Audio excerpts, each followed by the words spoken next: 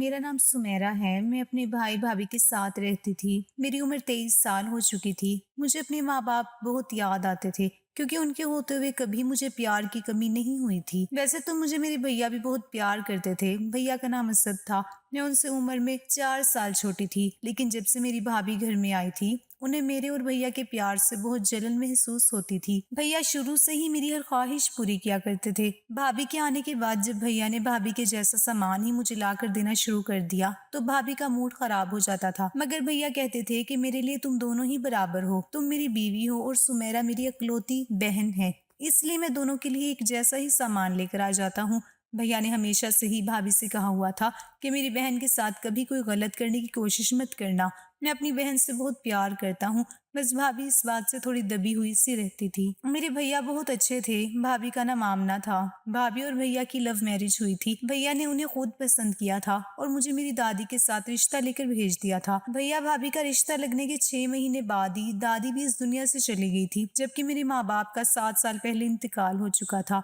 मामा बाबा के मरने के बाद भैया ने मुझे बहुत प्यार दिया था। मुझे अपनी भाभी से भी बहुत सारी उम्मीदें थी, लेकिन भाभी ने मेरी किसी भी उम्मीद को पूरा करके नहीं दिखाया। हाँ, मगर वो इतनी भी बुरी नहीं थी। फिलहाल जिंदगी जैसे तैसे गुजर ही रही थी। मेरे भैया ने मुझ पर कभी किसी तरह की रोक टोक नहीं की थी। हम अच्छे खासे खाते पीते लोग थे। मेरे भैया की नौकरी बहुत अच्छी थी। भाभी से घर का ज्यादा काम नहीं होता था और मैं भी ज्यादा काम नहीं कर पाती थी, इसलिए भैया ने घर में नौकर रखे हुए थे। हमारे घर में एक नौकर और 2 नौकरानियां काम करती थी। हमारे घर के सामने एक नया करियाना स्टोर खुला था। सुना था कि उस लड़के ने अपने घर में ही करियाना स्टोर खोल लिया है, क्योंकि वो घर काफी वक्त से बंद पड़ा हुआ था। उस घर का मकान मालिक किसी और दूसरे मोहल्ले में रहता था। उस लड़के ने उस घर को भी खरीद लिया था और उसने बड़ा सा करियाना स्टोर खोला था। मेरा कमरा दूसरी मंजिल पर बना हुआ था। मैं ज्यादातर घर में बोर होती रहती थी, इसलिए अपने कमरे की खिड़की में खड़ी हो जाती थी और बाहर का नजारा देखती रहती थी। लेकिन पिछले कई दिनों से मेरी मामू की बेटी की शादी की तैयारियां चल रही थी, इसलिए मेरा घर से निकलना बहुत ज्यादा हो रहा था। एक दिन मेरी नजर उस करियाना स्टोर वाले लड़के पर चली गई। वो तो बहुत ही अच्छा था। ना जाने क्यों उसे देखकर मेरा दिल उस पर फिदा हो गया था। मैं अक्सर खिड़की से उसे देखा करती थी। वो मोहल्ले के कुत्तों का बहुत ख्याल रखता था। उनको अपनी दुकान से निकाल कर ब्रेड दे दिया करता था, इसलिए सुबह सवेरे उसके किराने स्टोर के बाहर ही कुत्तों का झुंड खड़ा हो जाता था और जब वो उन्हें ब्रेड खिला दिया करता था, वो कुत्ते खामोशी से वहां से चले जाते थे। ऐसे लोग मुझे बहुत पसंद थे, जो ज्यादातर लोगों की मदद किया करते हैं। मैंने देखा था कि उस लड़के के किराना स्टोर पर बहुत सारे भीख मांगने वाले लोग भी आया करते थे। वो उनको भी खाली हाथ कभी नहीं जाने देता था। मैं उसे देखती रहती थी और दिल ही दिल में उसे देखकर मुस्कुराती रहती थी। एक दिन मैं उसे खिड़की से बड़े गौर से देख रही थी, जब अचानक उसकी नजर मुझ पर चली गई। मैं उसे देखकर फौरन से खिड़की से हट गई थी। फिर उसके बाद से वो नोटिस करने लगा था कि मेरी नजर उस पर ही रहती है। वो कभी कभी देखकर मुझे मुस्कुराया भी करता था। मैं घर से बाहर निकलती तब भी वो मुझे बड़ी गौर से देखता था। शादी के दौरान मैं घर से तैयार होकर ही निकल रही थी और फौरन भैया की गाड़ी में बैठ जाती थी। तब तक हमारी गाड़ी उसकी दुकान को पार करके आगे बढ़ जाती। तब तक वो लगातार मुझे देखता ही रहता था और मुस्कुराता रहता था। ना जाने ऐसा क्यों था, क्यों मैं उससे मोहब्बत करने लगी थी, क्यों मैं उसे पसंद करने लगी थी। क्या वो भी मुझे पसंद करता था? आखिर वो मुझे देखकर क्यों मुस्कुराता था और मैं भी उसे देखकर क्यों शर्मा जाती थी? ये सारे सवाल मेरे दिमाग में घूमते रहते थे। उसका नाम साद था। हमारे घर के राशन का जितना भी सामान आता था वो उसके ही करियाना स्टोर से आता था। क्योंकि उसका करियाना स्टोर काफी बड़ा था, वैसे तो मैं ज्यादा किसी से बातचीत नहीं करती थी, लेकिन हमारे घर में जो नौकरानियां थी, रुकैया और परवीन, वो दोनों मेरी ही उम्र की थी। भैया ने रुकैया को भाभी के कामों के लिए लगाया हुआ था और परवीन को मेरे कामों के लिए। परवीन ज्यादातर मेरे साथ रहती थी, मेरे सारे काम काज किया करती थी, जबकि रुकैया भाभी के साथ रहती थी। भाभी ने तो उससे अपनी छोटी बहन बना लिया था। वो तो उसके साथ हमेशा मार्केट जाती रहती थी। भैया भाभी की शादी के 2 साल बाद अल्लाह ने उन्हें औलाद की खुशी दी। तब से और भाभी को रुकैया का सहारा मिल गया था, क्योंकि रुकैया उनके बच्चे की देखभाल किया करती थी और भाभी को जहाँ जाना होता वो रुकैया को लेकर चली जाती थी। हमारे घर का नौकर शकील, जो पंजाब के एक छोटे से गांव से आया था, वो बहुत ही अच्छा लड़का था। घर से बाहर के जितने भी काम होते थे वो सारे काम किया करता था। यहाँ तक कि दोपहर के वक्त भैया के ऑफिस में लंच भी वही देकर आता था। घर में पकने के लिए सब्जियां भी वही लेकर आता था। जिंदगी बस इसी तरह से गुजर रही थी। एक दिन मैं खिड़की में खड़ी हुई थी जब मुझे परवीन ने देख लिया। वो मेरे पास आई और कहने लगी कि बाजी, खिड़की में खड़े खड़े क्या मुस्कुरा रही हो? मैंने कहा कि कुछ नहीं। तुम्हें तो पता है ना कि मैं सारा दिन बोर होती रहती हूँ, मुझे घर से बाहर निकलने नहीं देते। उनका कहना है कि ज्यादा सहेलियों से मेल जोल रखने की जरूरत नहीं है और मैं खुद भी ऐसी नहीं हूँ जो आवारा लड़कियों की तरह घर से बाहर फिरूं। मुझे अपने घर में ही बहुत सुकून मिलता है। मेरे पास मोबाइल भी नहीं है, घर में कोई लैंडलाइन नंबर भी नहीं है जिससे अपनी किसी दोस्त या रिश्तेदार से बात कर लिया करूं। एक तुम ही तो हो जिससे मैं अपने दिल का बोझ हल्का कर लेती हूँ, जिससे बातें कर लेती हूँ, जिसके साथ काम में हाथ बटा देती हूँ। वो मुझसे मुस्कुरा कर कहने लगी कि जी ये सब तो ठीक है, लेकिन आप ये बताओ कि आप खिड़की से बाहर झांक कर क्यों मुस्कुरा रही थी? मैंने कई बार नोटिस किया है, आप किसी को देखती हो या फिर किस बात पर मुस्कुराती हो? मैं सब कुछ जानना चाहती हूँ। मैंने कहा किसी को नहीं, बस ऐसे ही बाहर देखती हूँ कि बाहर की दुनिया कितनी हसीन है। बस यही सब देखकर अपने ही दिल में मुस्कुराती रहती हूँ। कई दिन इसी तरह से गुजर गए थे। मैं और साद एक दूसरे को सिर्फ नजरों से ही जानते थे। मैं तो उसका नाम भी जानती थी, पता नहीं वो मेरा नाम भी जानता था या नहीं। बाकी मैं उसके बारे में कुछ नहीं जानती थी। एक दिन रात का वक्त था जब भैया घर आए और हम सब लोग मिलकर खाना खा रहे थे, साथ ही साथ बातें भी कर रहे थे। बातों ही बातों में भैया ने बताया कि पड़ोस वाले शौकत के घर से हम सब लोगों का इनविटेशन आया है, हम सब लोगों को वहां पर जाना है। भाभी कहने लगी कि क्या है उनके घर पर। उन्होंने कहा कि उनके यहाँ बेटा हुआ है, वो अपनी बेटी की खुशी में एक छोटा सा प्रोग्राम कर रहे हैं। उन्होंने कहा है कि घर से सब लोगों का जाना बहुत जरूरी है। शौकत का घर हमारे घर के बिल्कुल बराबर में ही बना हुआ था और वो लोग अपना फंक्शन भी घर में ही कर रहे थे। भाभी ने कहा कि फंक्शन किस दिन है? भैया कहने लगे कि परसों है। भाभी ने कहा कि परसों हम लोग कैसे जा सकते हैं? आपको पता है ना कि परसों हम लोगों को मेरी बहन की एंगेजमेंट में जाना है, तो फिर हम शौकत के यहाँ कैसे जा सकते हैं? भैया हाथ रोककर सोच में लग गए थे कि अब क्या होगा। शौकत के घर जाना भी तो जरूरी है, आखिरकार वो हमारे पड़ोसी हैं, और भाभी की बहन की एंगेजमेंट में जाना भी जरूरी है, आखिरकार वो भैया की साली है। भैया यही सब सोच रहे थे। इतने में भाभी ने भैया से कहा कि तुम क्यों इतना सोच रहे हो, मुझे तो अपनी बहन की एंगेजमेंट में ही जाना है और आपको भी मेरे साथ चलना है। ऐसा करते हैं कि शौकत के यहाँ सुमेरा परवीन के साथ चली जाएगी, मुन्ने की वजह से मैं रुकैया को अपने साथ ले जाऊंगी और आप भी हमारे साथ एंगेजमेंट में चलना। इस तरह शौकत के यहाँ भी कोई ना कोई चला जाएगा और मेरे घर भी। भैया को भाभी का ये आइडिया ठीक लगा था, मगर मैंने भाभी से बोल दिया था कि भाभी आप तो जानती हो कि मैं अकेली कहीं नहीं जाती, मैं वहाँ अकेले कैसे जा सकती हूँ? भाभी कहने लगी कि अरे तुम अकेली कब हो, तुम्हारे साथ परवीन जाएगी ना, और वैसे भी तुम्हें थोड़ी ना वहाँ 2-3 दिन के लिए रहने जाना है, थोड़ी देर के लिए चली जाना, खाना खाना और वहाँ 2-3 लोगों से थोड़ी बहुत देर बातचीत करना, उसके बाद घर आ जाना। भैया कहने लगे कि हाँ सुमेरा, तुम्हारी भाभी बिल्कुल ठीक कह रही है, हमें आस पड़ोस के लोगों से भी अपने ताल्लुक कमजोर नहीं करने चाहिए। परवीन ने मुझे इशारे से कहा था कि मैं आपके साथ चलूंगी, इसलिए मैं खामोश हो गई थी। 2 दिन बाद मैं और परवीन पड़ोस के घर जाने के लिए तैयार हो गए थे। अब उन्होंने इतनी चाहत से बुलाया था तो मैं भी इनकार नहीं कर सकी थी। भैया भाभी भी एंगेजमेंट में जाने के लिए तैयार हो गए थे। शौकत अंकल के घर मैं और परवीन चले गए थे। वहां जाकर हमें बिल्कुल भी अनकंफर्टेबल महसूस नहीं हुआ था। शौकत अंकल की वाइफ और बहनें मुझसे बहुत अच्छे से बोल रही थी, मुझे बहुत अच्छा लगा था। मैंने उनके बेबी के लिए गिफ्ट भी दे दिया था। उसके बाद हम लोग खाना खाने के लिए चले गए थे।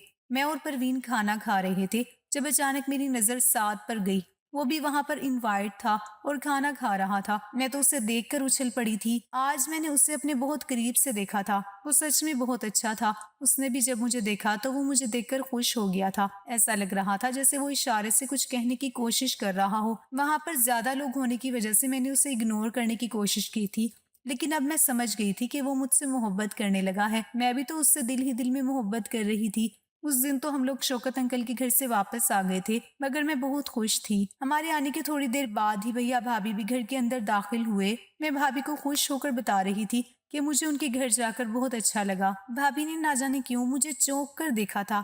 भाभी कहने लगी कि आज तुम बड़ी खुश नजर आ रही हो। मैंने भाभी के इस सवाल पर अपनी खुशी थोड़ी कम की थी। भाभी ने कहा कि आज से पहले तो मैंने कभी इतना खुश नहीं देखा, और ना ही तुम पड़ोसियों या फिर रिश्तेदारों के यहाँ जाकर इतना खुशी खुशी वापस आती हो। आखिर क्या बात है? मैंने कहा कि भाभी नहीं, कोई बात भी नहीं है, बस ऐसे ही। मैं भाभी से ये कहकर अपने कमरे में आ गई थी। कुछ दिन गुजरे कि रुकैया और परवीन अपने गांव वापस जाने की तैयारी करने लगी। मैंने उन दोनों से कहा कि आखिर तुम लोग अपने गांव क्यों वापस जाना चाहती हो, यहीं पर रहो ना। तुम लोग यहाँ रहती हो तो घर के काम कितने हल हो जाते हैं। वो कहने लगी कि बाजी आप किसी और को नौकरी पर रख लो। रुकैया और परवीन एक ही गांव की रहने वाली थी और आपस में कजिन्स थी। रुकैया का रिश्ता तय हो चुका था। रुकैया की वजह से ही परवीन यहाँ पर नौकरी करती थी। क्योंकि वो दोनों बचपन की सहेलियां भी थी। लेकिन अब परवीन ने भी रुकैया के साथ जाने का फैसला कर लिया था, क्योंकि वो दोनों एक साथ ही यहाँ पर आई थी। भाभी ने भी उन दोनों को रोकने की बहुत कोशिश की। रुकैया की तो शादी होने वाली थी, लेकिन परवीन यहाँ अकेली नहीं रहना चाहती थी। वो दोनों भैया से अपनी सैलरी लेकर अपना सामान बांध कर अपने गाँव वापस चली गई थी। इधर घर में मैं परवीन के बिना बड़ा अकेलापन महसूस करती थी। बस अब मैं अकेले कमरे में बैठी रहती थी और बार बार मेरा ध्यान साद के ऊपर जाता रहता था। साद के वही इशारे जो वो मुझे शौकत अंकल के यहाँ कर रहा था, मैं उसी के बारे में सोच सोच कर मुस्कुराती रहती थी। कई बार भाभी भी कमरे में आई थी और उन्होंने मुझे किसी काम के लिए आवाज दी थी, तो मैं साद के ख्यालों में खोई हुई थी। भाभी ने मुझे झंझोड़ा और कहने लगी कि तुम्हें क्या हो गया है, तुम अकेले बैठे बैठे कहाँ खो जाती हो। मैं घबरा गई। मैंने कहा भाभी क्या हुआ है। वो कहने लगी कि मैंने कहा कि 2 कप चाय बना दो, तुम भी पी लेना और मैं भी। जब से वो दोनों लड़कियां गई हैं घर के काम में बड़ी मुश्किल हो रही है। मैंने कहा कि अच्छा ठीक है, मैं चाय बना देती हूँ। भाभी ने मेरा हाथ पकड़ लिया और मुझे रोकने लगी। कहने लगी कि अब तुम पहले मुझे ये बताओ कि तुम कहाँ खोई रहती हो। मैंने भाभी को टालने की बहुत कोशिश की। वो कहने लगी कि देखो सुमेरा, मैं तुम्हारी बड़ी बहन के जैसी हूँ, क्योंकि मैंने हमेशा तुम्हें अपनी छोटी बहन के जैसा ही समझा है। मेरे लिए तुम मेरी सगी बहन जैसी हो। अगर कोई बात है जो तुम्हें परेशान कर रही है या जिससे तुम उलझन का शिकार हो, उसे तुम मुझसे शेयर कर सकती हो सकता है कि मैं तुम्हारी कोई मदद कर दूं, क्योंकि जब से तुम शौकत अंकल के घर से आई हो मुझे तुम्हारे अंदाज बहुत बदले बदले से लग रहे हैं। आखिर वहां ऐसा भी क्या हुआ था। भाभी मेरे करीब आई और उन्होंने मेरे हाथ पकड़ लिए। मैंने कहा कि जी भाभी, क्यों नहीं, जरूर ऐसा ही होगा। आप भी मेरे लिए मेरी बड़ी बहन के जैसी ही है। कोई भी बात हुई मैं आपको जरूर बताऊंगी। मैंने भी भाभी के हाथों को मजबूती से पकड़ते हुए कहा था। उसके बाद मैं किचन में चली गई और भाभी और अपने लिए चाय बनाकर ले आई। मैंने देखा कि शकील भैया भी दरवाजे पर बैठे थे। मैंने उनसे भी चाय का पूछा और उनको भी 1 कप चाय दे दी थी। अब मैं और भाभी ही किचन में काम कर रहे थे। भाभी ने भैया को बोल दिया था कि नौकरानी का बंदोबस्त कर लें, और हर बार की तरह 2 नौकरानियों का ही बंदोबस्त होना चाहिए, क्योंकि घर के काम बहुत ज्यादा हैं। भाभी को अपने बेटे का ख्याल रखने के लिए भी एक अलग से एक नौकरानी की जरूरत है, लेकिन अभी नौकरानी का बंदोबस्त नहीं हो पा रहा था। इसलिए भाभी और मुझे मिलकर घर के सारे काम करने पड़ रहे थे। मैं तो खामोशी से घर के काम कर लिया करती थी, मगर भाभी काम करते करते बहुत गुस्सा होती रहती थी। मुझे भाभी से अब डर लगने लगा था, क्योंकि वो मेरे कमरे में बार बार किसी न किसी काम के लिए आती रहती थी। इसीलिए मैं कमरे का दरवाजा बंद करने के बाद ही खिड़की में खड़े साद को देखती थी। मुझे पक्का यकीन हो गया था कि मुझे साद से मोहब्बत हो गई है, मगर मैं उसकी मोहब्बत को ज्यादा दिनों तक छुपा कर नहीं रख पाई थी। उसकी मोहब्बत मेरी आंखों में दिखाई देने लगी थी। मेरी बातों में खुद ब खुद उसका जिक्र होने लगा था। भाभी का ध्यान फिर से मेरी तरफ हो चुका था। मैं कब से तुम्हें आवाजें दे रही हूँ, दूध उबल उबल कर बह गया है। भाभी कहने लगी कि देखो तुमने क्या हाल कर दिया है। दूध उबल कर सारा बाहर आ गया, सारा किचन गंदा हो गया। तुम्हारा ध्यान कहाँ चला जाता है, तुम तो मुझे बिल्कुल दीवानी लगने लगी हो। मैं दूध रखकर चूल्हे पर साद के ख्यालों में इतनी गुम हो गई थी कि बिल्कुल भूल गई थी। मैंने चूल्हे पर दूध चढ़ाया हुआ है। भाभी ने मुझे झंझोड़ते हुए ख्यालों की दुनिया से बाहर निकाला था। भाभी मुझे ढेर सारी बातें सुना रही थी, साथ ही साथ ये भी कह रही थी कि मैंने तुमसे कई बार कहा है कि अगर तुम किसी वजह से परेशान हो तो मुझे बता सकती हो, मगर नहीं, तुम तो पता नहीं किसके ख्यालों में खोई रहती हो। अब मैं हार गई थी और मैंने भाभी से कहा कि भाभी, मुझे आपसे कुछ जरूरी बात करनी है। कुछ सोचते हुए मैंने भाभी से कहा था, मुझे लगा कि अब वक्त आ गया है कि मुझे भाभी को सब कुछ बता देना चाहिए। इसलिए मैंने भाभी को अपनी पसंद के बारे में सब कुछ बताया था। लेकिन मैं नहीं जानती थी कि ये मेरी जिंदगी की सबसे बड़ी गलती होने जा रही है। कोई अपनी होती तो शायद मेरी बात को अपने दिल में दबा लेती, मगर भाभी तो भैया की पसंद की थी और मुझे ज्यादा पसंद नहीं करती थी। मुझे तो पता भी नहीं था कि जो बात मैं भाभी को अपनी हमदर्द समझकर बता रही हूँ, भाभी उससे मेरी कमजोरी बताकर मेरे खिलाफ इस्तेमाल करेगी। भाभी कहने लगी कि हाँ हाँ बोलो सुमेरा, क्या बात है, सब ठीक तो है ना। भाभी शायद इस इंतजार में थी। फौरन से मुझे लेकर बाहर सोफे पर आकर बैठ गई थी और मुझसे पूछने लगी। मैंने भाभी से कहा कि भाभी आप पहले वादा कीजिए, आप भैया को कुछ भी नहीं बताओगी। मैंने भाभी से वादा लिया। भाभी कहने लगी कि तुम्हें जब मुझ पर भरोसा ही नहीं है तो मत बताओ। भाभी ने थोड़ा गुस्से भरे अंदाज में कहा था और फिर उठकर वहां से जाने लगी थी। मैंने उनका हाथ पकड़ लिया। मैंने कहा कि नहीं, ऐसी बात नहीं है, मुझे तो सबसे ज्यादा भरोसा आप पर ही है। मैंने भाभी से कहा तो भाभी थोड़े नखरे दिखाती हुई वापस से बैठ गई थी।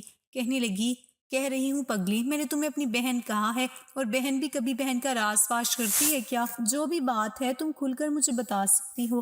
भाभी ने मुझसे कहा तो मेरी हिम्मत और बढ़ गई थी। मैंने घबराते हुए कहा कि भाभी, दरअसल बात यह है कि मुझे किसी से मोहब्बत हो गई है। मैंने सर झुकाते हुए कहा था। भाभी ने चौंकते हुए कहा कि क्या? भाभी के मुंह से हैरत से निकला था। उनकी हैरानगी ठीक थी क्योंकि उन्हें मेरे साथ काफी साल हो चुके थे। मैंने आज तक कभी भी उनसे ऐसी कोई बात नहीं कही थी और ना ही मेरे अंदर भाभी जैसी कोई चालाकी थी। मैं एक शरीफ और सुलझी हुई लड़की थी जिसके मुंह से मोहब्बत के बारे में सुनकर भाभी हैरान रह गई थी। मैंने कहा कि जी भाभी, ये सच है। मैंने झुकी हुई गर्दन और झुका ली थी। भाभी कहने लगी कि कौन है वो खुशनसीब? वो बहुत मोहब्बत से पूछ रही थी। उस वक्त वो मुझे मेरी दोस्त की तरह लगी थी।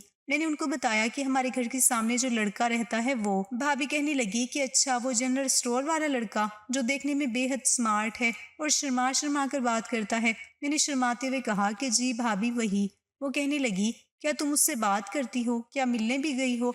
मैंने कहा कि नहीं नहीं भाभी, मैं उससे बातें कैसे कर सकती हूँ? मेरे पास तो ना मोबाइल है और ना ही मैं घर से बाहर निकलती हूँ। भाभी कहने लगी, तो फिर कैसे तुम्हें उससे मोहब्बत हो गई? मैंने कहा कि मैं उससे दिल ही दिल में मोहब्बत करने लगी थी। उसे खिड़की से नीचे उसकी दुकान में बैठा हुआ देखती रहती थी। एक दिन उसकी नज़र मेरी तरफ चली गई तो फिर उसने नोटिस करना शुरू कर दिया कि मैं उसे देखती रहती हूँ। उसके बाद से वो भी मुझे देखने लगा।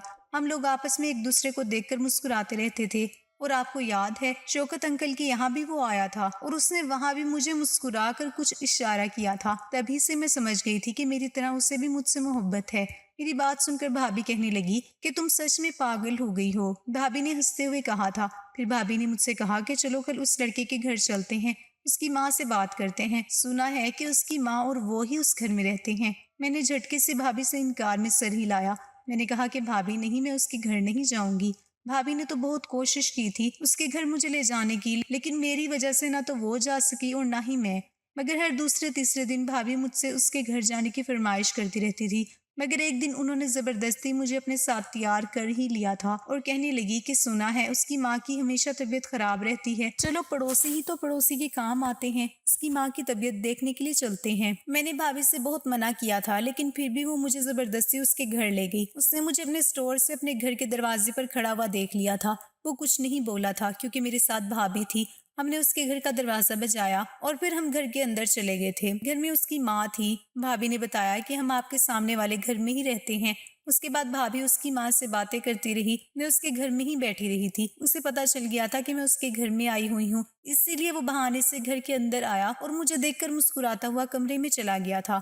भाभी साथ की माँ से बातें करती रही और साथ ही साथ मुझे भी कोहनी मार रही थी। साथ की माँ ने बातों ही बातों में बताया कि हम यहाँ अभी कुछ दिनों पहले ही आए हैं। ये बात तो हम लोग पहले से ही जानते थे, मगर उन्होंने बताया कि मैं हमेशा बीमार रहती हूँ। मैं अपनी बेटी की शादी जल्दी ही करना चाहती हूँ ताकि बहू घर में आ जाए और मेरी देखभाल करने लगे। ये बात सुनकर भाभी ने मुझे मुस्कुरा कर देखा। मैं अभी शर्मा गई थी। हम लोग अपने घर वापस आ गए थे। उस दिन के बाद से ही भाभी किसी न किसी बात पर साथ का नाम ले लेती और मुझे तंग करने में या छेड़ने में कोई कसर नहीं छोड़ती थी। अभी भी हम दोनों एक दूसरे को लगातार देखते ही रहते थे। मैं बस यही अफसोस करती थी कि काश मेरे पास मोबाइल होता तो मैं भी साथ से बात करती, मगर मुझे भैया से डर लगता था। अगर भैया को पता चल गया कि मेरी बातचीत साथ से होती है तो ना जाने उनका क्या रिएक्शन होगा। रिएक्शन तो उनका बहुत गुस्से भरा ही होने वाला था। मुझे अच्छा लगता था जब साथ गर्दन उठा उठाकर ऊपर की तरफ मुझे देखा करता था। मैं चाहती थी कि वही मुझे प्रपोज करे, लेकिन वो भी अभी कोई बात नहीं कर रहा था। ना जाने हम दोनों के नसीब में क्या लिखा हुआ था। क्या हम दोनों एक दूसरे को देखकर ही गुजारा करते? वक्त इसी तरह से गुजरता जा रहा था। एक दिन मैंने देखा कि दोपहर के 2 बज रहे थे, लेकिन अभी तक साद ने अपना किराना स्टोर नहीं खोला था। ये सब देखकर मैं हैरान हो रही थी क्योंकि पहली बार ऐसा हुआ था जब उसकी दुकान बंद हो। वो तो हर रोज से दुकान खोला करता था। ना जाने ऐसा भी क्या हो गया था। मैं बहुत परेशान हो रही थी। सारा दिन गुजर गया था मगर मुझे साद कहीं नजर नहीं आ रहा था। मैंने अपने दरवाजे की तरफ जाकर साद के दरवाजे की तरफ देखा तो उसके घर के दरवाजे पर भी ताला लगा हुआ था। वो कहाँ चला गया था? मैं इतनी बेचैन हो रही थी कि मुझे बेचैन देखकर शकील भैया कहने लगे कि क्या हुआ है बाजी, कोई परेशानी है क्या? मैं भी दरवाजे पर ही खड़ी हुई थी। मैंने पीछे की तरफ देखा कि कहीं भाभी तो मुझे शकील भैया से बात करते हुए नहीं देख रही। मैंने शकील भैया से खामोशी से पूछा, क्या आप मुझे एक बात बता सकते हो? वो कहने लगे कि हाँ बाजी, पूछो क्या बात है। मैंने कहा कि ये सामने वाला किराना स्टोर आज बंद क्यों है? उन्होंने कहा कि पता नहीं, सुना है कि कल रात घर में उसकी अम्मी की तबीयत बहुत खराब हो गई थी, शायद उन्हें अस्पताल लेकर गए हुए हैं। आपको क्या कोई काम था? मैंने कहा कि हाँ, मुझे कुछ सामान मंगवाना था। वो कहने लगे कि आप मुझे लिस्ट दे दीजिए, मैं आपको बाजार से लाकर दे देता हूँ, मगर मैंने उन्हें टाल दिया था। मुझे ऐसा लगा 1 या 2 दिन में साद वापस आ जाएगा, मगर 2 दिन गुजर गए थे, वो अभी तक नहीं आया था, लेकिन गुजरते हुए दिनों के साथ मैं अपने भाई के अंदर बहुत बदलाव देख रही थी। भैया मुझसे बहुत उखड़े उखड़े से रहते थे और मुझसे कहते कि घर के अंदर ही रहा करो, ज्यादा घर से बाहर मत निकला करो। वो मुझसे ऐसा क्यों कह रहे थे? वो तो ये बात अच्छे से जानते थे कि मैं घर से ज्यादा बाहर जाती ही नहीं थी। कई दिनों तक मैंने भैया का इसी तरह से रवैया बर्दाश्त किया था। एक दिन तो भाभी ने भी मुझसे कहा कि मुझे ऐसा लगता है जैसे तुम्हारे भैया को साद और तुम्हारे बारे में पता चल गया है। मैंने कहा कि भाभी, उनको ऐसे कैसे पता चल सकता है? इस बारे में तो सिर्फ आप और मैं ही जानते हैं। मैंने परेशानी से कहा तो भाभी कहने लगी कि अच्छा, परेशान मत हो, अगर ऐसी वैसी कोई बात भी हुई तो तुम्हारे भैया मुझसे बात जरूर करेंगे, मैं सब कुछ संभाल लूंगी। उन्होंने मुझे तसल्ली दी थी। भैया तो हमेशा गुस्से में रहने लगे थे, पता नहीं उन्हें क्या हो गया था। और भाभी थी कि भैया के रवैये पर मुझे डांटती रहती थी, कहती थी कि ये तुमने कैसा तमाशा लगाया हुआ है, तुम्हारी वजह से घर का सारा माहौल डिस्टर्ब हो गया है, तुमने अगर कोई ऐसा वैसा काम किया है तो बता दो, तुम्हारे भैया हमेशा गुस्से में रहने लगे हैं। कोई तो बात है जो उन्हें इतना गुस्सा आता है, वो पागल तो नहीं है जो बेवजह ही घर का माहौल खराब करते रहेंगे। भाभी की बातें सुनकर मुझे बहुत दुख हुआ था। भाभी मुझ पर ये किस तरह का इल्जाम लगा रही थी? मैंने तो कुछ भी नहीं किया था और फिर कई दिनों से तो साथ भी दिखाई नहीं दे रहा था। अब भाई और भाभी के बीच ना जाने किस बात पर झगड़ा रहने लगा था। झगड़ा हमेशा भाभी ही शुरू करती थी। मैं काफी कोशिश करती थी कि घर का माहौल खराब ना हो, लेकिन वो दोनों हमेशा लड़ते रहते थे। उन दोनों के झगड़े के बीच मैंने कई बार भैया को भाभी से कहते हुए सुना था कि मैं जल्द से जल्द सुमेरा की शादी कर दूंगा, उसके लिए रिश्ता तलाश कर तो रहा हूँ। ये सब सुनकर मेरा दिल कांप उठा था। इधर मैं ना जाने कितने दिनों से साथ का इंतजार कर रही थी। मेरे पास उसका मोबाइल नंबर भी नहीं था जो मैं उसको कॉल करके सब कुछ बता देती। हफ्ता भर होने को आ गया था, मगर साद अभी तक अपने घर वापस नहीं आया था। एक दिन जब भैया घर आए तो भाभी को खुशखबरी सुनाने लगे। कहने लगे कि आज लड़के वाले सुमेरा को देखने के लिए आ रहे हैं, बस दुआ करो कि ये रिश्ता पक्का हो जाए, क्योंकि वो लोग बहुत अमीर हैं। मरने से पहले मैंने मामा और पापा से वादा किया था कि मैं सुमेरा की शादी किसी अच्छे खानदान में करवाऊंगा, जहाँ पर हमारी सुमेरा बहुत खुश रहेगी। बस मैं चाहता हूँ कि मेरा ये वादा पूरा हो जाए। भैया ने शकील भैया से नाश्ता लाने के लिए कहा था और कहा था कि किसी चीज में कोई कमी नहीं रहनी चाहिए। उस दिन भैया ऑफिस नहीं गए थे। भैया ने मुझसे कोई बात नहीं की थी, बस उन्होंने भाभी से कह दिया था कि इसे अच्छे से तैयार कर देना, ये उन लोगों को पसंद आ जानी चाहिए। अगर ये आज इनको पसंद आ गई तो इसकी किस्मत बदल जाएगी। ये सब सुनकर भाभी हैरान रह गई थी। जब भैया ने उनको बताया कि वो लोग बहुत ही अमीर हैं तो भाभी के होश उड़ गए थे। भाभी मेरे पास आई और कहने लगी कि अब क्या होगा, तुम्हारी और साथ की मोहब्बत तो अधूरी रह जाएगी। मैंने कहा भाभी, मुझे भैया के गुस्से से बहुत डर लग रहा है, भैया मुझसे क्यों नाराज हैं? भाभी कहने लगी, क्या पता उन्हें तुम्हारे बारे में पता चल गया हो। मैंने कहा लेकिन मैंने तो कुछ भी नहीं किया है। वो कहने लगी कि अच्छा ठीक है, आज तुम्हारे भैया घर में हैं, इस बारे में ज्यादा बात मत करो। शाम के टाइम पर लड़के वाले मुझे देखने के लिए आ गए थे और उन्होंने मुझे फौरन ही पसंद कर लिया था। वो लोग बड़ी सी गाड़ी में आए थे और मुझे ढेर सारे पैसे भी दे गए थे। शादी का भी उन्होंने जल्द ही कहा था। लड़का अमेरिका में एक बहुत अच्छी जॉब करता था और शादी के बाद मुझे भी वो अपने साथ अमेरिका ही लेकर जाने वाला था। लड़का देखने में बहुत ही अच्छा था। भैया इस रिश्ते से बहुत खुश थे। मेरा रिश्ता पक्का हो गया था। भैया को इतना खुश देखकर मैंने अपने दिल से साथ का ख्याल निकाल दिया था, क्योंकि अपने भाई की खुशी से बढ़कर मेरे लिए कुछ भी नहीं था। भैया ने मेरे सर पर हाथ रखा था और कहा था कि मेरी इज्जत पर दाग मत आने देना। मैं खुशी खुशी तुम्हारी शादी उसके साथ कर दूंगा और उसके बाद तुम अपने घर चली जाना। जब तक कोई भी ऐसा काम मत करना जिससे मेरा नाम खराब हो और मेरा सर नीचा हो। पता नहीं भैया ऐसी बातें क्यों कर रहे थे। भाभी भैया के जाने के फौरन ही बाद मेरे पास आई और कहने लगी, ये तुम क्या करने जा रही हो? तुमने अभी और इसी वक्त अपने भाई को अपनी और साथ की मोहब्बत के बारे में क्यों नहीं बताया?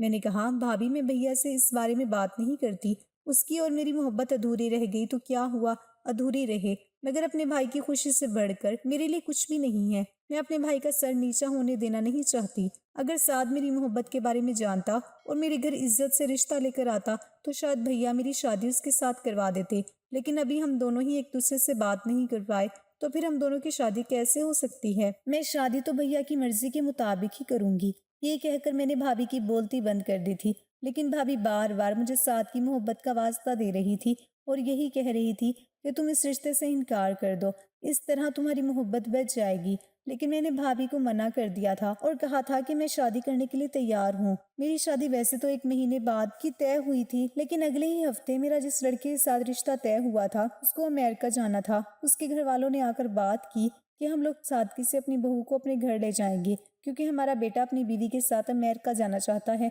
इसलिए हम उनकी शादी में देर नहीं कर सकते। भैया को भी इस बात से कोई इतराज नहीं था। वो अच्छे खासे खाते पीते लोग थे। ये सब भाभी से हजम नहीं हो रहा था। भाभी बार बार मुझसे यही कह रही थी कि इस रिश्ते से इनकार कर दो, मगर मैंने उनकी बात नहीं मानी। भाई और शकील भैया ने मिलकर घर में जल्दी जल्दी सारी तैयारियां कर ली थी। 2 दिन में ही मेरी शादी का बंदोबस्त कर दिया गया था। लेकिन मेरी शादी से एक रात पहले शकील भैया अचानक कहीं गायब हो गए। मैं खिड़की में खड़ी बार बार साद की दुकान को देख रही थी कि ना जाने वो अपनी माँ को लेकर कहाँ चला गया था। मेरी शादी का वक्त आ गया। मुझे दुल्हन बनाकर तैयार कर दिया गया था। मेरे ससुराल से कुछ मामूली से लोग और मेरा दूल्हा भी आ गया था। मेरे ससुराल वालों का कहना था कि 1 महीने बाद वो लोग रिसेप्शन बहुत धूमधाम से करेंगे। अभी वो सिर्फ मुझे रुखसत करके अपने साथ ले जाना चाहते हैं। मैं दुल्हन बनकर तैयार हो चुकी थी, मगर मेरे दिल में अभी भी साद की याद बसी हुई थी। भाभी ने मुझे कमरे में ही रहने के लिए कहा था। शादी में हमारे सिर्फ कुछ खास मेहमान ही आए हुए थे। भाभी मुझे अपने साथ स्टेज पर लेकर आ गई थी। वहाँ बहुत सारे लोग मौजूद थे। भाभी बिल्कुल ठीक तरीके से मेरा हाथ पकड़कर मुझे स्टेज पर लेकर आ रही थी, जब अचानक उन्होंने मुझे जोर से भैया के ऊपर धक्का दिया। भैया ने मुझे झट से पकड़ लिया था। भैया ने कहा कि ये क्या बदतमीजी है और ये तुम क्या कर रही हो। सारे मेहमान मुझे गौर से देखने लगे थे। भाभी की ये हरकत मुझे बिल्कुल भी अच्छी नहीं लगी थी, मगर भाभी ने शोर मचाना शुरू कर दिया और वो भैया से कहने लगी कि तुम अपनी बहन को संभालो, तुम्हारी बहन घर से भागने की तैयारी कर रही थी। मैंने भाभी को चौंक कर देखा। मैंने कहा कि भाभी, ये आप मुझ पर किस तरह का इल्ज़ाम लगा रही हो। वो कहने लगी कि मैं बिल्कुल ठीक कह रही हूँ। उन्होंने कहा कि ऐसा तुम्हें यकीन नहीं आता तो चलो मेरे साथ इसके कमरे में। आज मैं तुम्हें तुम्हारी सीधी सादी बहन की हकीकत बताती हूँ। वहाँ पर मौजूद सारे ही लोग दंग रह गए थे कि आखिर हो क्या रहा है। भैया बार बार भाभी से कह रहे थे, तुम क्या कह रही हो, खामोश हो जाओ, आखिर तुम चाहती क्या हो। मगर भाभी भैया का हाथ पकड़कर जबरदस्ती उन्हें मेरे कमरे में ले गई। मैं और सारे ही लोग भाभी के पीछे पीछे कमरे में चले गए थे। भाभी ने कहा कि ये देखो, तुम्हारी बहन के कमरे में रस्सी पड़ी हुई है और ये देखो तुम्हारी बहन का बैग। भाभी ने एक बैग उठाते हुए कहा। भैया कहने लगे कि ये सब क्या है। भाभी ने कहा, ये सब तुम्हारी बहन की यहाँ से फरार होने की चीजें हैं। इस रस्सी को बांधकर ये यहाँ से लटक कर भागने वाली थी और ये बैग इसके कपड़ों का बैग है। और तुम जानते हो कि ये किसके साथ भागने वाली थी। ये शकील के साथ भागने वाली है। शकील पहले ही यहाँ से चला गया और इसने उसके साथ प्लानिंग की है कि उसके साथ भाग जाएगी। ये दोनों आपस में एक दूसरे से मोहब्बत करते हैं और ना जाने इन दोनों के बीच ये सब कुछ कब से चल रहा था। तुम्हारी बहन तो काफी वक्त से मेरी आंखों में धूल झोंक रही है, मगर आज जब मैंने उसे ये सामान भरा बैग तैयार करते हुए देखा तो मैं समझ गई थी कि बदनामी की कालक हमारे मुंह पर लगाकर जाने वाली है। मैं भैया को यकीन दिलाने की कोशिश कर रही थी कि भाभी झूठ बोल रही है। वहाँ पर मौजूद सारे ही मेहमान एक दूसरे को देख रहे थे और मेरे बारे में तरह तरह की बातें कर रहे थे। भैया ने अपना सर पकड़ लिया और कहने लगे कि तुम ठीक कहती थी कि तुम्हें सुमेरा पर शक रहता है, लेकिन मैंने तुम्हारी बात नहीं मानी। मैंने कहा, भैया भाभी झूठ बोल रही हैं, ऐसा कुछ भी नहीं है। शकील भैया को तो मैं अपना भाई मानती हूँ। भैया मेरे करीब आए और उन्होंने मुझे झंझोड़ कर कहा कि तुम ऐसा क्यों करने जा रही थी, अब शादी करो और यहाँ से निकल जाओ। उसी वक्त लड़के की माँ और बाप कहने लगे कि नहीं नहीं, हम ऐसी लड़की की शादी अपने बेटे के साथ नहीं करेंगे। लड़के ने भी अपनी माँ से कहा कि मामा पापा चलो यहाँ से, मुझे यहाँ 1 मिनट भी नहीं रुकना। मेरे भैया उन लोगों के आगे हाथ जोड़ते रह गए थे, मगर उन लोगों ने भैया की एक न सुनी और मेरे बारे में उल्टी सीधी बातें करके वो वहां से चले गए थे। मेरी बारात वापस लौट गई थी। मेरे पास रोने के अलावा और कोई दूसरा चारा नहीं था।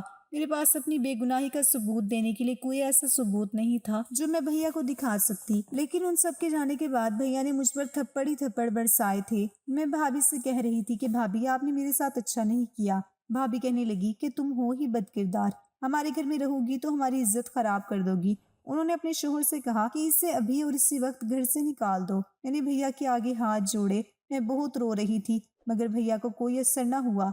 भैया कहने लगे कि आज तेरी वजह से मेरी बहुत बेइज्जती हुई है। भैया ने मुझे धक्के मारकर घर से निकाल दिया।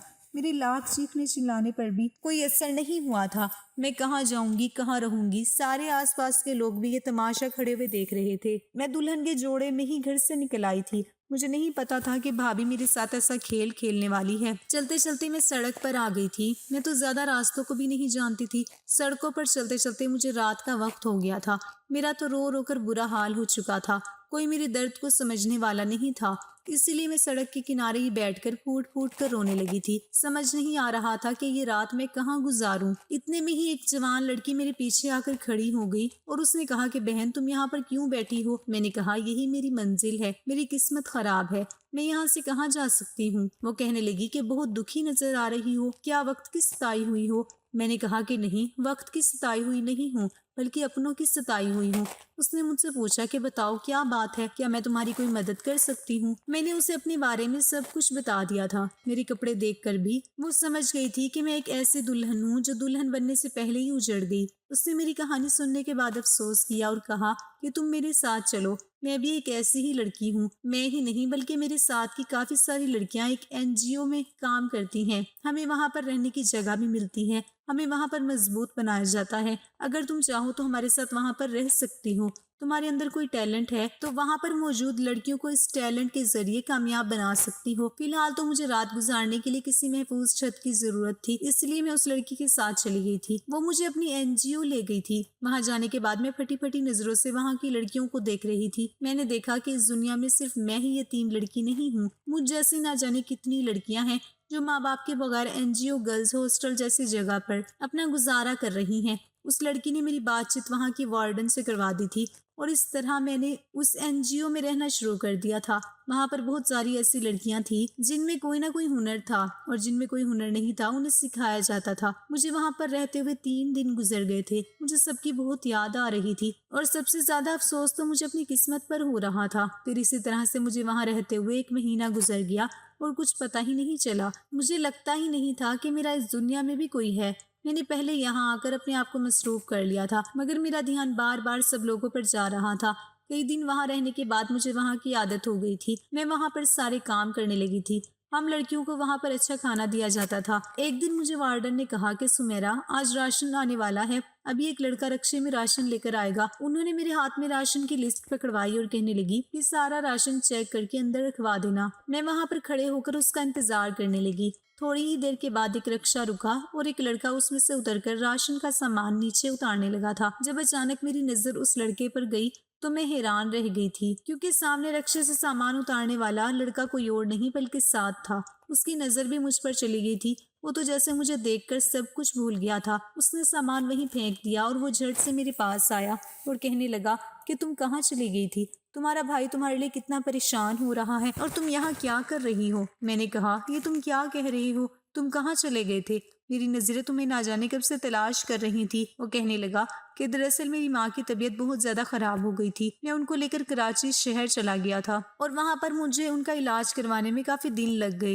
लेकिन जब मैं वहाँ से वापस आया तो मेरी नजर तुम्हारे कमरे की खिड़की से नहीं हट रही थी कि तुम मुझे वहाँ नजर ही नहीं आ रही थी। मैं बार बार तुम्हें तलाश कर रहा था। मैंने जब आसपास के लोगों से तुम्हारे बारे में पूछताछ की तो उन्होंने बताया कि तुम्हारे भाई ने तुम्हारी शादी की थी, लेकिन तुम्हारी बारात वापस लौट गई और फिर उसके बाद तुम्हारे भाई ने तुम्हें घर से निकाल दिया। मगर अब वो तुम्हारे लिए बहुत परेशान हो रहा है। वही नहीं बल्कि मैं भी तुम्हें काफी दिनों से तलाश कर रहा हूँ। मैंने कहा कि मेरे भैया मुझे क्यों तलाश कर रहे हैं? भाभी ने मुझ पर इल्जाम लगाया था, मेरी कोई गलती नहीं थी। वो कहने लगा कि मैं तुम्हारे बारे में सब कुछ जानता हूँ। तुम्हें क्या लगता है कि मैं सिर्फ तुम्हें आंखों ही आंखों में इशारे करता था? मगर मैं तुमसे बहुत प्यार करने लगा था। मैं तुमसे अपनी मोहब्बत का इजहार करने ही वाला था, लेकिन मेरी माँ की तरफ से बहुत बड़ी इमरजेंसी आ गई थी। उनको अस्पताल में दाखिल करवाना बहुत जरूरी था। मुझे काफी वक्त लग गया। वहां से आकर मैं तुम्हें तलाश कर रहा था। तुम्हारी बेगुनाही का सबूत तुम्हारे भाई को भी मिल गया, क्योंकि तुम्हारा भाई तुम्हारे लिए बहुत परेशान है और तुम्हें हर तरफ तलाश कर रहा है। तुम्हारे घर का वो नौकर जिसको लेकर तुम्हारी भाभी ने तुम्हें बदनाम किया था, वो कुछ दिनों बाद जब तुम्हारे घर आया तो तुम्हारे भाई ने उसे इतनी बुरी तरह से मारा था कि वो उसे मारता पीटता घर से बाहर तक लेकर आ गया था। घर के बाहर काफी सारी भीड़ इकट्ठी हो गई थी और वो उससे बार बार कह रहा था कि अब तू यहाँ पर क्या लेने आया है। वो बेचारा नौकर रो रो कर कह रहा था कि आप मेरे साथ ऐसा क्यों कर रहे हैं? मैंने तो कुछ भी नहीं किया। फिर लोगों ने बीच बचाव किया। उस नौकर ने बताया कि आप मुझे बेफजूल में मार रहे हो, मेरी कोई गलती नहीं है, मैं आपको पुलिस के हवाले भी कर सकता हूँ, मैं तो आपका नौकर हूँ। तब तुम्हारे भाई ने बताया कि तेरा और मेरी बहन का काफी वक्त से अफेयर चल रहा था, तू उसे घर से लेकर भागना चाहता था ना। तूने तो उससे शादी भी कर ली होगी, अब क्या लेने आया है यहाँ पर। उस नौकर ने तो ये सुनकर अपने कानों को हाथ लगा लिए थे। वो कहने लगा कि असद भैया, आप ये क्या कह रहे हैं। सुमेरा बाजी मेरी बहन की तरह है। वो मुझसे उम्र में छोटी थी, लेकिन मैं फिर भी उसको बाजी कहकर पुकारता था। तुम्हारे भैया ने कहा, तो फिर तू कहाँ गायब हो गया था। तू पहले ही घर से चला गया था और बाद में तूने मेरी बहन को भगाने के लिए कहा था ताकि मैं तुझे पकड़ ना लूं। वो कहने लगा कि असद भैया, मैं क्यों आपके घर से भागने लगा। ना तो मैं सुमेरा बाजी को घर से भगाने वाला था और ना ही मैं खामोशी से आपके घर से भागा था, बल्कि मैं तो सुमेरा बाजी की शादी से एक रात पहले भाभी जी को सब कुछ बता कर गया था। उधर गांव में मेरे अब्बू जी की तबीयत बहुत ज्यादा खराब हो गई थी। मैंने भाभी से वहां जाने के लिए कुछ पैसे भी लिए थे और तो और मैंने भाभी को बताया भी था मुझे वापस आने में 1 महीना लग सकता है, क्योंकि मेरी बहन की भी शादी थी। मैं तो 15 दिन बाद गाँव जाने वाला था, मगर अब्बू जी की तबीयत बिगड़ने की वजह से सुमेरा बाजी की शादी से 1 दिन पहले ही मैं अपने घर चला गया था। आपको यकीन नहीं आता तो आप मेरे गाँव फोन करके पूछ सकते हो। तुम्हारे भाई ने जब तुम्हारी भाभी की तरफ देखा तो वो घबराने लगी थी और उसके चेहरे की घबराहट देखकर तुम्हारा भाई समझ गया था कि उसने उससे झूठ बोला है। तुम्हारे घर का नौकर भी बार बार कह रहा था कि भाभी सच बात क्या है बताओ, मगर तुम्हारी भाभी कह रही थी कि ये नौकर झूठ बोल रहा है। नौकर ने ये बात साबित कर दी कि वो अपने गाँव ही गया था और उसका तुम्हारा कोई चक्कर नहीं चल रहा था। तुम्हारा भाई अपना सर पकड़कर बैठ गया और रोने लगा और कहने लगा कि इस झूठी मकार औरत की वजह से मैंने अपनी बहन को घर से निकाल दिया। तुम्हारे भैया ने तुम्हारी भाभी के मुंह पर थप्पड़ मार दिया था और उनसे कहा था कि तुमने ऐसा क्यों किया। तुम्हारी भाभी ने सारी सच्चाई उगल दी और उसने कहा कि वो शुरू से ही तुमसे जलन रखती थी। तुम्हारा भाई तुमसे इतनी मोहब्बत क्यों करता था और फिर तुम्हारा रिश्ता अमीर घर से आ गया, उससे और ज्यादा जलन होने लगी। उसने सोचा कि जो सब कुछ इस घर में आने के बाद मुझे हासिल नहीं हुआ, वो सब कुछ तुम भी अपने ससुराल जाने के बाद हासिल न कर सको, इसलिए वो तुम्हारी शादी नहीं होने देना चाहती थी। उसने तुम्हें नौकर के साथ बदनाम कर दिया। ये सब कुछ पूरा मोहल्ला सुन रहा था और इस तरह तुम्हारी भाभी को मोहल्ले वाले भी बुरा भला कहने लगे। बस तभी से तुम्हारा भाई तुम्हें ढूंढने के लिए निकल पड़ा है। वो बेचारा अपनी गलती पर बहुत शर्मिंदा है। वो तुम्हें तलाश कर रहा है और मैं भी तुम्हें ना जाने कब से तलाश कर रहा हूँ, क्योंकि मैं सिर्फ तुमसे मोहब्बत करता हूँ। अगर आज तुम मुझे मिल गई हो, प्लीज मेरे साथ अपने घर चलो, अपने भाई को माफ कर दो। आज मेरी आंखों के सामने साथ खड़ा हुआ था और मुझसे मोहब्बत का इजहार कर रहा था। ये 1 महीना मैंने किस तरह एनजीओ में रहकर गुजारा है ये मैं ही जानती हूँ। भले ही मैं यहाँ पर किसी तकलीफ में नहीं थी, मगर मेरे साथ जो हुआ था उसका बोझ मेरे दिल पर था। साद मुझे अपने साथ मेरे घर ले आया था। जब मेरे भैया को पता चला कि मैं घर वापस आ गई हूँ तो उनकी खुशी के ठिकाने न रहे थे। उन्होंने रोते हुए मुझे गले से लगा लिया था। वो मुझसे माफी मांग रहे थे, भाभी भी मुझसे माफी मांग रही थी। मैंने उन दोनों को माफ कर दिया था। भैया को अपनी गलती पर बहुत पछतावा हो रहा था, इधर भाभी को भी पछतावा हो रहा था, क्योंकि भैया ने उनको बहुत डांट लगाई थी और उनसे ये भी कह दिया था कि अगर मेरी बहन नहीं मिली तो मैं तुम्हें तलाक दे दूंगा। इस बात से भाभी बहुत डर गई थी। भाभी को तो हमेशा यही लगता था कि भैया मुझे ज्यादा अहमियत देते हैं, तभी तो उन्होंने हम दोनों भाई बहन के बीच दरार पैदा करवा दी थी और मुझ पर मेरे ही घर के नौकर के साथ इल्जाम लगा दिया था। भाभी ने अपनी गलतियों की माफी मांग ली थी। साद ने भी भैया भाभी को अपने और मेरे बारे में सब कुछ बता दिया था। साद ने कहा था कि मैं आपकी बहन से प्यार करता हूँ। भैया के लिए सबसे बड़ी खुशी ये थी कि मैं वापस लौट कर आई थी, इसलिए भैया को साद की बात का बुरा नहीं लगा। कुछ दिनों के बाद साद अपनी माँ के साथ रिश्ता लेकर मेरे घर आ गया था। भैया ने मेरा रिश्ता उसके साथ पक्का कर दिया। भैया भाभी ने शकील भैया के सामने भी शर्मिंदगी जाहिर की थी और उनसे भी माफी मांगी थी। कुछ दिनों के बाद मेरी शादी साद के साथ हो गई। भाभी जो करना चाहती थी उसमें वो कामयाब नहीं हुई। उन्होंने मेरे भरोसे का फायदा उठाया था। उन्होंने मेरे दिल का राज जानकर मेरे भैया को मेरे खिलाफ भड़काया था, मगर सच कभी छुपा नहीं रहता, एक ना एक दिन सबके सामने आ ही जाता है। दोस्तों, उम्मीद करती हूँ आपको हमारी कहानी पसंद आई होगी। कहानी पसंद आई है तो वीडियो को लाइक करें, चैनल पर नए हैं तो चैनल को सब्सक्राइब करें और हाँ, नोटिफिकेशन बेल को जरूर दबाएं ताकि अगली अपडेट सबसे पहले आपको मिले।